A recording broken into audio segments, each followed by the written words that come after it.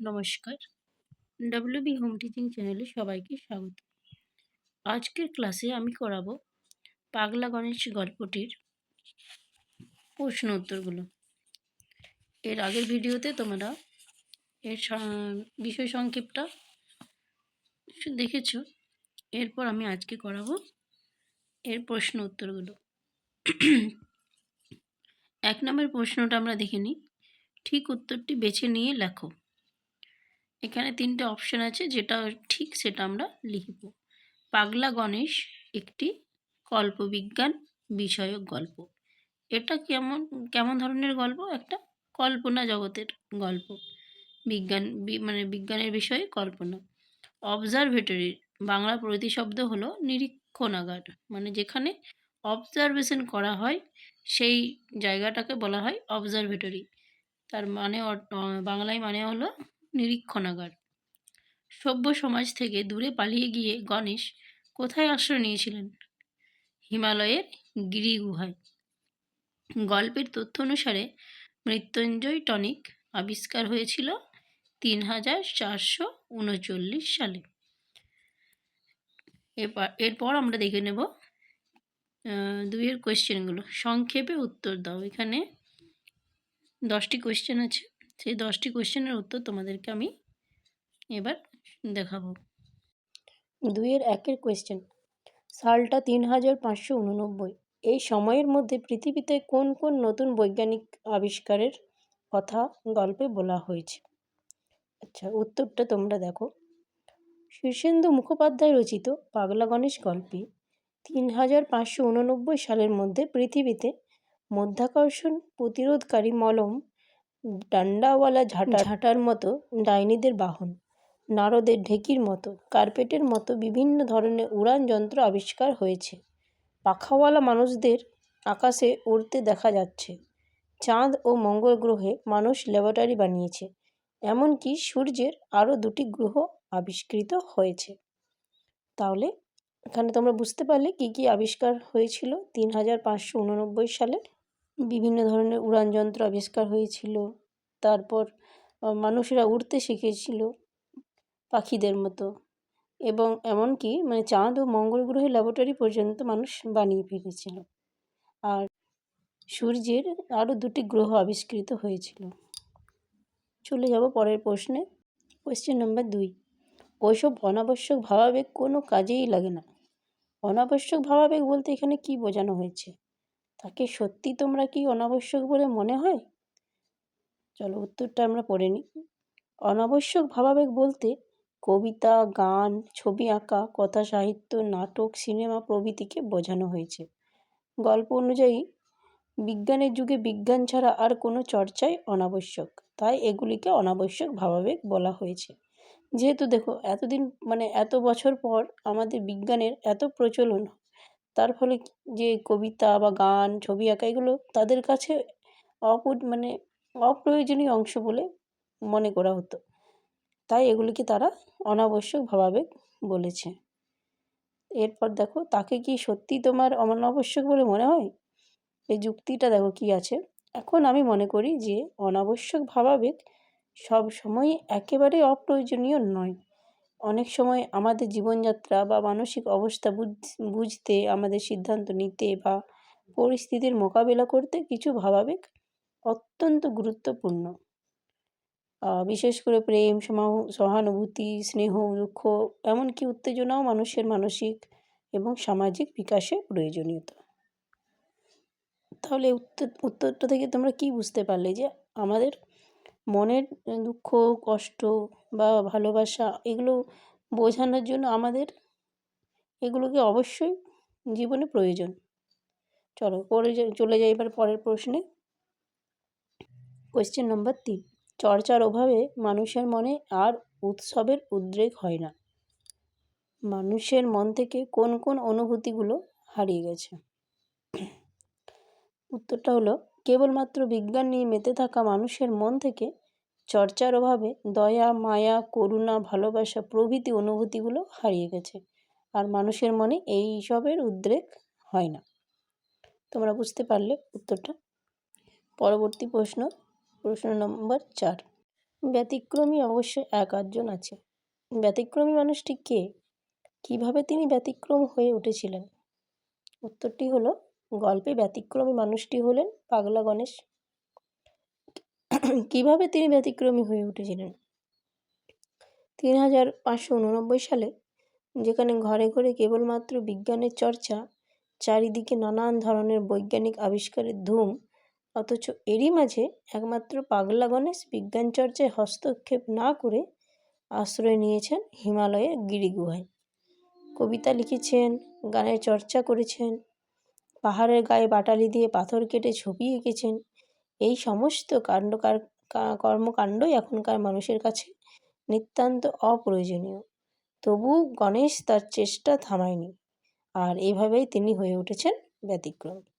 আশা করি প্রশ্নের উত্তরটা তোমরা বুঝতে পারলে। চলো পরবর্তী প্রশ্ন নম্বর 5। ও মশাই, এমন বিকট শব্দ করছেন কেন? কার উদ্দেশ্যে কারা এই কথা বলেছিল? কোন কাজকে তারা বিকট শব্দ বলে মনে করেছিল? উত্তর হলো, লাসা থেকে ইসলামাবাদ যাওয়ার পথে দুটো পাখাওয়ালা লোক গণেশের উদ্দেশ্যে এই কথা বলেছিল। পরের প্রশ্ন, কোন কাজকে তারা বিকট শব্দ মনে করেছিল? গণেশের গান গাওয়া তারা বিকট শব্দ মনে করেছিল। মানে বৈজ্ঞানিক যুগে তারা এতটাই মেতে উঠেছে যে গান গাওয়াটাকে তারা বিকট শব্দ বলে মনে করছে, মানে কোনো সুর তাদের কাছে অজানা। পরবর্তী প্রশ্ন নম্বর 6। গণেশ তাদের মুখশ্রী ভুলে গেছে। গণেশ কাদের মুখশ্রী ভুলে গেছে, আর তার এই ভুলে যাওয়ার কারণ কি বলে তোমার মনে হয়? উত্তরটি হলো, গণেশ তার 3 ছেলে 1 মেয়ের মুখশ্রী ভুলে গেছে। পরের উত্তরটা, তার এই ভুলে যাওয়ার কারণটা কি? ভুলে যাওয়ার কারণ, মৃত্যুঞ্জয় টনিক আবিষ্কারের ফলে তার 3 ছেলের বয়স যথাক্রমে 174, 171, 168 ও মেয়ের বয়স 166। তারা কেউ গত 100 বছর বাবার কাছে আসেননি, আর তাই গণেশ তাদের মুখশ্রী ভুলে গেছে। পরবর্তী প্রশ্ন নম্বর 7। গণেশকে সসম্ভ্রমে অভিবাদন করে বলল। কে কি বলেছিল, আর তার এভাবে তাকে সম্মান জানানোর কারণটি কি? একজন পুলিশম্যান গণেশকে সসম্ভ্রমে অভিবাদন জানিয়েছিল। আর এককালে গণেশ যখন কলকাতার সায়েন্স কলেজে মাইক্রো ইলেকট্রনিক্স পড়াতেন, তখন পুলিশম্যান লোকটি গণেশের ছাত্র ছিল। শিক্ষকের প্রতি শ্রদ্ধাবশতই তিনি সম্মান জানিয়েছিলেন। পরের প্রশ্ন, আমি পৃথিবীকে বাঁচানোর চেষ্টা করছি। বক্তা কিভাবে পৃথিবীকে বাঁচানোর চেষ্টা করছিল? তার প্রয়াস শেষ পর্যন্ত কি সফল হয়েছিল? উত্তর হলো, গণেশ কবিতা লিখে, গান গেয়ে, ছবি এঁকে পৃথিবীকে বাঁচানোর চেষ্টা করছিল। আচ্ছা, শেষ পর্যন্ত কি তিনি সফল হয়েছিলেন? শেষ পর্যন্ত গণেশ সফল হয়েছিল, কারণ গণেশের প্রচেষ্টায় অবশেষে বিজ্ঞান নিয়ে মেতে থাকা মানুষ গান গাইতেও শুরু করে, কবিতায় মক্ষ করে, হিজিবিজি ছবিও আঁকে। পরবর্তী প্রশ্ন, লোকটা অসহায়ভাবে মাথা নেড়ে বলল, এখানে কার কথা বলা হয়েছে? সে কি বলল, আর তার অসহায়ভাবে মাথা নাড়ার কারণ কি? উত্তর হলো, এখানে পুলিশম্যানের কথা বলা হয়েছে। দ্বিতীয় উত্তর হলো, সে কি বলেছিল? সে বলল, কিছু বুঝতে পারছি না স্যার। আর 3 নম্বর প্রশ্ন হলো, তার অসহায়ভাবে মাথা নাড়ানোর কারণটা কি? তার অসহায়ভাবে মাথা নাড়ার কারণ, সে পায়ের কাছে পড়ে থাকা গণেশের কবিতা লেখা একটি কাগজের টুকরো নিয়ে পড়ে কিন্তু কিছু বুঝতে পারে না। পরবর্তী প্রশ্ন, 3 জন মন্ত্রমুগ্ধ হয়ে বসে রইল। এই 3 জন কারা? তাদের মন্ত্রমুগ্ধতার কারণ কি? আর পাগলা গণেশ গল্পে মুখ্য চরিত্র গণেশকে তোমার কেমন লাগলো? উত্তরটি হলো, এই 3 জন ছিল পুলিশম্যান, তার স্ত্রী ও মা। তারা 3 জন গণেশের কবিতা ও গান শুনে এবং গণেশের আঁকা ছবি দেখে মন্ত্রমুগ্ধের মতো বসে রইল।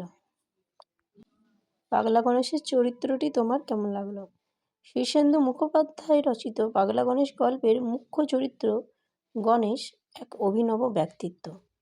সকলে বিজ্ঞান নিয়ে মেতে থাকলেও গণেশ কিন্তু সেই পথে হাঁটেনি।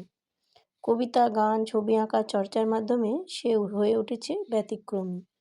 অন্য সকলে গণেশের বিজ্ঞানের বিপরীতমুখী কর্মকাণ্ড নিয়ে তাকে ঠাট্টা তামাশা করলেও সে লক্ষ্যে স্থির থেকে সাহিত্য, গান চর্চা, ছবি আঁকার চর্চা করে গেছে।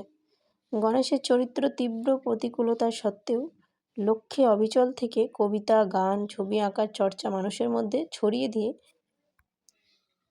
পৃথিবীকে বাঁচিয়েছিল।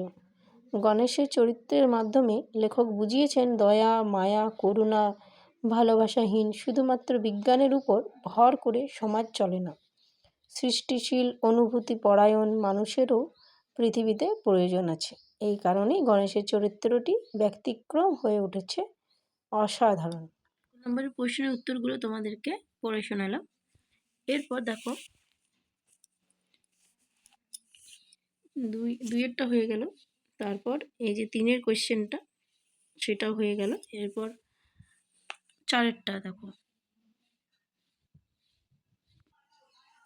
4-এরটা আছে অর্থ অপরিবর্তিত রেখে নিম্নরেখাঙ্কিত শব্দগুলির পরিবর্তে নতুন শব্দ বসাও।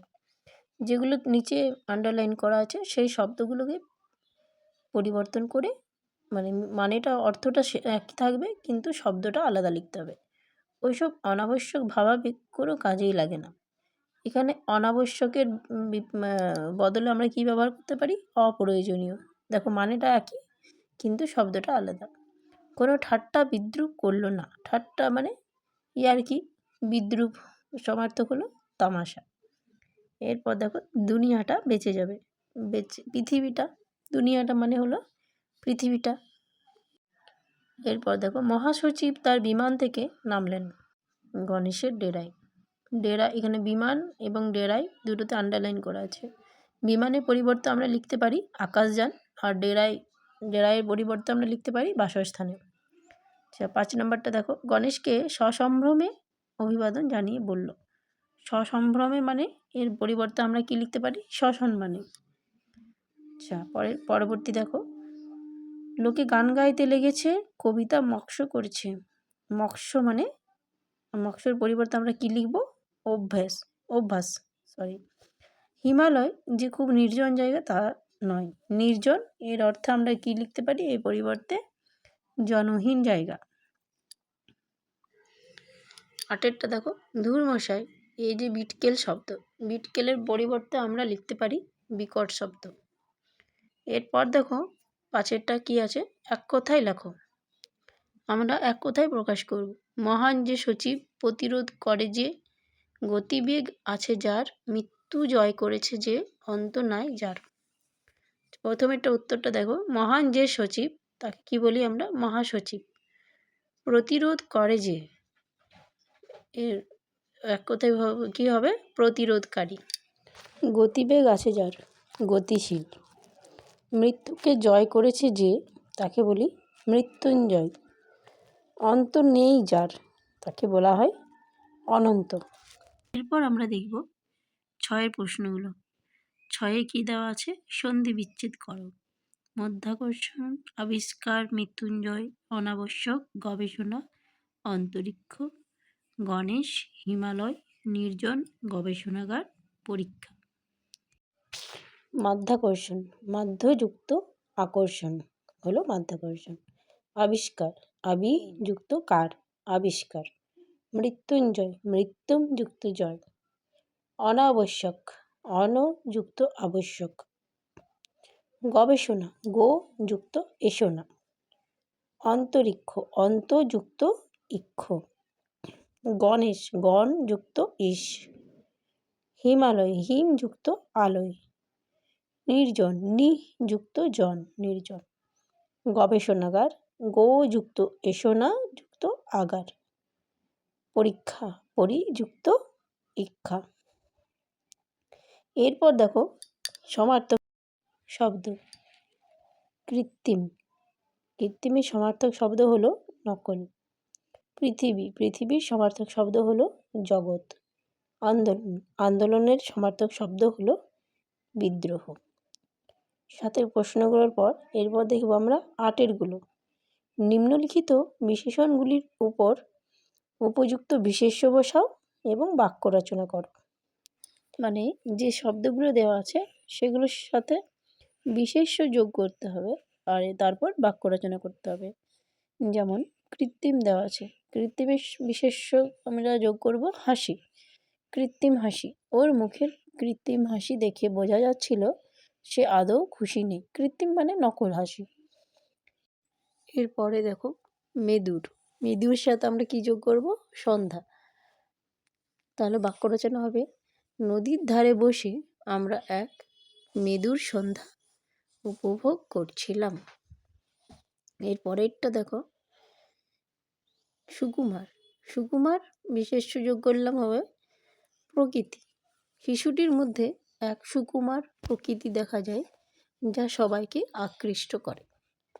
এরপরে দেখো কি আছে যান্ত্রিক, যান্ত্রিকের সাথে আমরা কি যোগ করব? জীবন। আজকের এই যান্ত্রিক জীবন মানুষকে একাকিত্বের দিকে ঠেলে দিয়েছে। এরপরে আমরা দেখি ফিরোজা, ফিরোজার সাথে কি লিখব আমরা? আকাশ। পাহাড়ের ওপার থেকে দেখা ফিরোজা আকাশ মনটা হালকা করে দিল।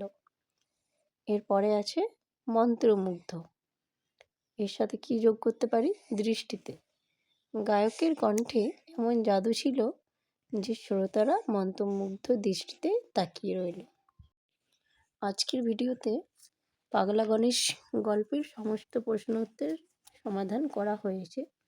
এর পরের ভিডিওতে আমরা আনবো পরবর্তী আরেকটা ক্লাস। তোমাদের যদি ভিডিওটা ভালো লেগে থাকে কমেন্ট করো, লাইক করো এবং শেয়ার করো। যদি তোমরা কোনো ক্লাসের উপর একটা ভিডিও আনতে বলো তাহলে আমি অবশ্যই নতুন ভিডিও নিয়ে আসবো। ধন্যবাদ।